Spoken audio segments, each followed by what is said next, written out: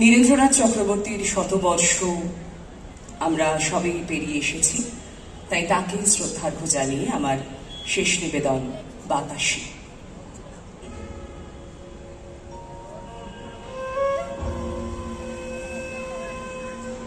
বাতাসী, বাতাসী। লোকটা ভয়ঙ্কর চেঁচাতে চেঁচাতে গুমটির পিছন দিকে ছুটে গেল। ধাবিত ট্রেনের থেকে এই দৃশ্য চকিতে দেখল। কে বাতাসী? জোয়ান লোকটা অত ভয়ঙ্কর ভাবে তাকে ডাকে কেন? কেন হাওয়ার ভেতরে বাবরি চুল উড়িয়ে পাগলের মতো বাতাসী, বাতাসী বলে ছুটে যায়? টুকরো টুকরো কথাগুলি ইদানিং বড় বেশি গোয়ার মাছির মতো জ্বালাচ্ছে। কে যেন কাকে বাসের ভিতরে বলেছিল, ভাবতে হবে না, এবার দুধদাড় করে হেমাঙ্গ ভীষণ ভাবে উঠে যাবে, দেখে নিস। কে হেমাঙ্গ?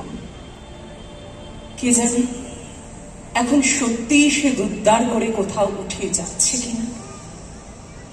কিংবা সেই ছেলেটা যে ট্রাম স্টপে দাঁড়িয়ে পাশের মেয়েটিকে অদ্ভুত কঠিন স্বরে বলেছিল, চুপ করো, না হলে আমি সেই রকম শাস্তি দেব আবার।